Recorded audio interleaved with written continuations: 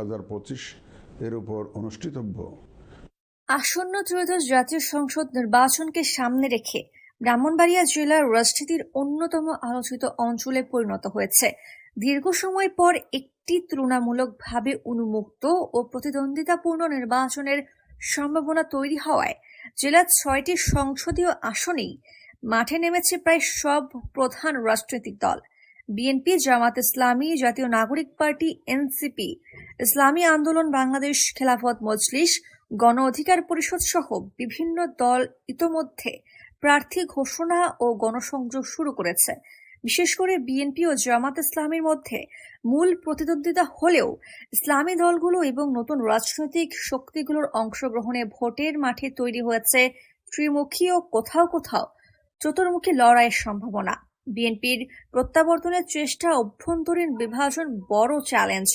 2001 সালের নির্বাচনে ব্রাহ্মণবাড়িয়া 6টি আসনের মধ্যে 5টিতেই বিএনপি ও 4 দলীয় জোট জয়ী হয়েছিল। সেই ঐতিহাসিক সাফল্যকে সামনে রেখে এবার সব আসন পুনরুদ্ধারের লক্ষ্য নিয়েছে দলটি। তবে উপজেলা ও ইউনিয়ন পর্যায়ে কমিটি গঠন, মনোনয়ন বাছাই এবং পুরনো নেতৃত্ব বনাম নতুন মুখের দ্বন্দ্ব বিএনপির জন্য বড় চ্যালেঞ্জ হয়ে দাঁড়িয়েছে। বর্তমানে 4টি আসনে প্রাথমিকভাবে প্রার্থী ঘোষণা করা হলেও একাধিক আসনে চূড়ান্ত তালিকা পরিবর্তনের সম্ভাবনা রয়েছে। ফলে প্রতিটি আসনেই গড়ে 4 থেকে 5 জন বিএনপি নেতা নিজ নিজ অবস্থান শক্ত করতে মাঠে রয়েছেন। জামাতের সাংগঠনিক শক্তি ও ধারাবাহিক প্রস্তুতি। অন্যদিকে বাংলাদেশ জামাত ইসলামী তুলনামূলকভাবে আগেভাগে 6টি আসনের প্রার্থী ঘোষণা করে সাংগঠনিক প্রস্তুতি জোরদার করেছে। উঠান বৈঠক, পথসভা, সামাজিক কার্যক্রম ও ধারাবাহিক গণসংযোগের মাধ্যমে দলটি নিজেদের বিকল্প শক্তি হিসেবে তুলে ধরতে চেষ্টা করছে। জামাত নেতা বলছেন, বিগত বছরগুলোর দুর্নীতি, অনিয়ম ও দুঃশাসনের বিরুদ্ধে জনগণের মধ্যে যে ক্ষোভ জমেছে তা সৎ ও আদর্শ ভিত্তিক রাজনীতির পক্ষে কাজ করবে। ব্রাহ্মণবাড়িয়া 1 নাসিরনগর সংখ্যালঘু অধ্যুষিত এই আসনটি একসময় আওয়ামী লীগের শক্ত ঘাঁটি হিসেবে পরিচিত ছিল। তবে বর্তমান রাজনৈতিক প্রেক্ষাপটে ভোটারদের মনোভাব পরিবর্তিত হচ্ছে। বিএনপি থেকে মনোনীত হয়েছেন এম.এ. হান্নান, জামাতের প্রার্থী এ.কে.এম. অধ্যাপক আমিনুল ইসলাম এবং খেলাফত মজলিসের মাওলানা সাইফুল্লাহ বিন আনসারিও সক্রিয়। সম্ভাব্য স্বতন্ত্র প্রার্থী হিসেবে আলোচনায় রয়েছেন শিল্পোদ্যোক্তা সৈয়দ এ.কে. একরামুজ্জামান সুখন। ব্রাহ্মণবাড়িয়া 2 সরাইল আশুগঞ্জ বিএনপির ঐতিহ্যবাহী দুর্গ হিসেবে পরিচিত। এই আসনে এবার বহুপক্ষীয় লড়াইয়ের আভাস মিলছে।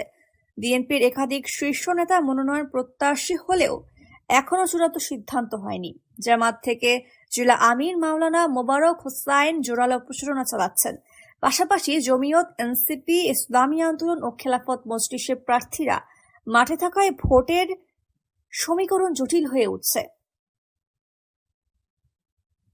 ব্রাহ্মণবাড়িয়া 3 সদর বিজয়নগর এই আসনে বিএনপির ভরসা কেন্দ্রীয় নেতা ও জেলা সভাপতি ইঞ্জিনিয়ার খালেদ হোসেন মাহমুদ শ্যামল।